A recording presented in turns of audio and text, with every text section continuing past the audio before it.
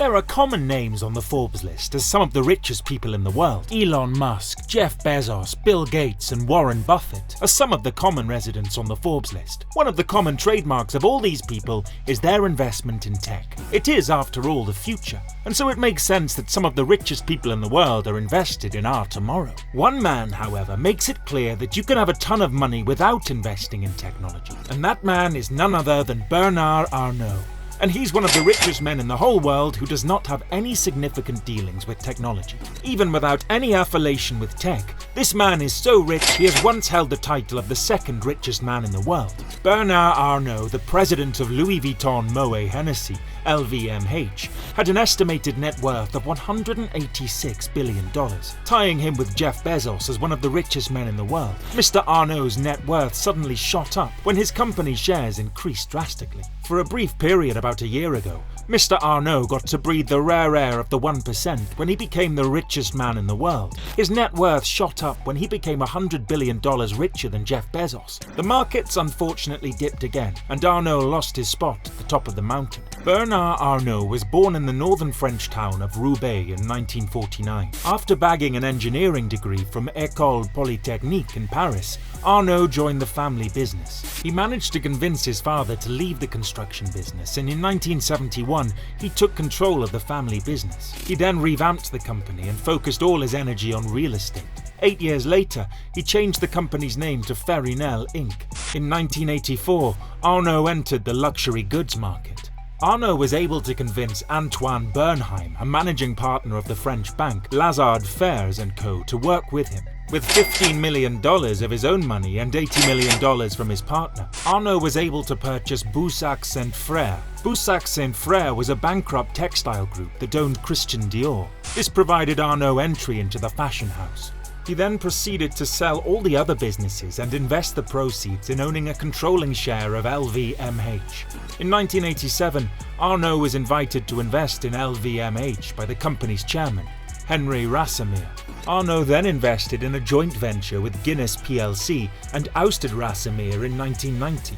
He then started to sweep so many of the fashion industries into the LVMH fold. He was able to bring in Christian Lacroix, Givenchy and Kenzo. He also drew in some leather goods companies like Leo, Celine and Berluti, the jeweler Fred Joulier and DFS Group, and the beauty retailer Sephora also made the sweep. With the right backing, he was able to add Italian company Fendi to his collection in 2003. The iconic French department store Le Samaritain was a 2010 edition. The Italian jewellery brand Bulgari was a 2011 acquisition. And the classic American jeweller Tiffany & Co. joined the LVMH empire in 2021. Although he tried, he failed to purchase the auction house Sotherbys. He also lost the retailer Gucci to rival billionaire Francois Pinault in 2010. The billionaire, who is a French national, has often called himself a custodian of the French heritage. As a key player in the luxury industry, Arnault and his company LVMH own a majority of the 5 sectors that make up the industry. The 5 areas that are key in the luxury industry are wines and spirits, perfumes and cosmetics, fashion and leather goods, watches and jewellery, and finally, selective retailing. In each of these sectors, LVMH has several subsidiary brands with fantastic track records. Some of the iconic French brands that fall under the umbrella of the LVMH luxury group include Louis Vuitton, Dom Perignon, and Christian Dior. During the pandemic, the LVMH group witnessed a great boost. A fact is largely attributed to the strong sales in Asia, especially China. Arnault is well known as the man who revitalized French couture when he appointed British designer John Galliano in 1995 to replace Hubert de Givenchy at Givenchy's Paris fashion house. A year later, Arnault got the title the Pope of Fashion, and he moved Galliano to Christian Dior. In 2007, Arnault was named Commander of the Legion of Honor, one of France's highest distinctions.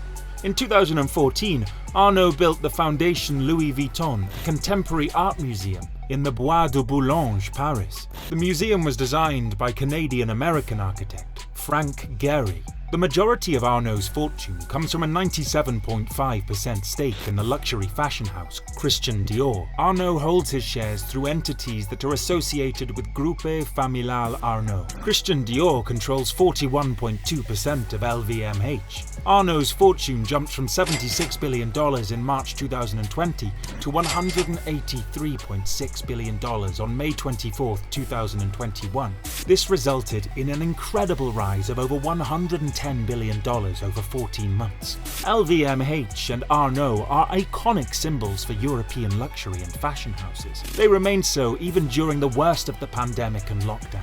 The momentum of shoppers in China greatly boosted the revenue of the group by 32% when compared to the same period in 2020. Within the same period, other fashion houses have observed notable bumps in their numbers as well. Francois Pinault of Kering Group rose from $27 billion to $55.1 billion. Kering Group owns luxury brands like Saint Laurent, Alexander McQueen and Gucci. The brothers who run Chanel, Alain and Gerard Weathermere, are now worth double, with their net worth jumping from $17 billion in 2020 to $35 billion.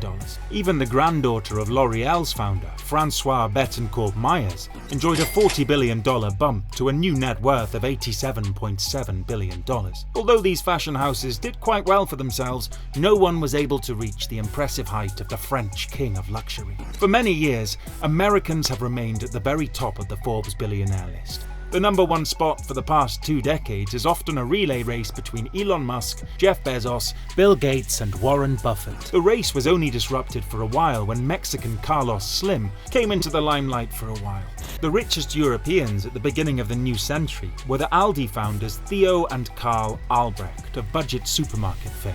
Although these super wealthy Europeans made it to the top 10, they were not able to claim the number one spot. No matter how hard anyone tried, that spot seemed to be reserved for Americans. Then came Bernard Arnault. In the mid-2005s, he made his debut on the Forbes list with a $13 billion fortune. He then made his way to the top 5 spots, a position he has retained since 2018. In 2019, he became the 3rd richest person with a $76 billion fortune. For a brief moment, he managed to overtake Bezos and become the world's richest man. His 15 minutes of fame started at around 10:30 a.m. on December the 16th, 2019. But when the markets closed for the day, the Amazon stock knocked back the French tycoon to the number 2 spot. The pandemic wreaked havoc on the net worth for many billionaires with its wild fluctuations. Some fortunes rose drastically by the billions, whilst other fortunes were lost by the millions. Arnault was one of the lucky ones whose fortune was able to jump by billions, thus earning him the 2nd spot as the richest man in the world. With billions at his disposal, Arnault was able to build a highly extensive portfolio in the luxury industry to increase his wealth. Apart from luxury brands, Bernard Arnault also spends lavishly on luxurious items that befit his status. One of such items is super yachts. In 2008, Arnault began an ardent passion for yachts when he first purchased the luxury Dutch yacht building company, Royal Van Lent. He also purchased the British yacht manufacturer Princess Yachts International. One of Arnault's water boats is Symphony. The Symphony is one of the world's biggest super yachts and the largest feed ship. The eco-friendly yacht has 6 decks, an aluminium structure, a helicopter pad, and a gross tonnage of almost 3,000 GT. The French billionaire is also the proud owner of Amadeus, a super yacht built in 1969. With a luxurious makeover, the yacht has accommodated several important personalities, like the former UK Prime Minister Tony Blair. Some reports suggest that Arnault owns Indigo Island. Indigo Island is a 135-acre private island that is located in the Bahamas. This island offers a haven of peace and quiet to the rich and the affluent for a modest sum of $300,000 per week. The French entrepreneur has an eye for the beautiful, and that reflects in his choice of art. He's well known for his extensive collection of world-class artworks. The extensive collection of contemporary artworks includes paintings by Picasso, Andy Warhol, and Henry Moore. Well, the king of luxury has more than deserved the title with the extensive list of beautiful items and companies in his possession. With his eye for great beauty, he's been able to maintain and build a grand empire, bringing back glitz and glamour and art to France. What are your thoughts on the king of luxury? Let us know in the comments section below. If you enjoyed this video, we'd love you to hit that like button and subscribe to our channel by pressing the notification bell so you never miss an upload. Goodbye, Lux Cats. Until next time.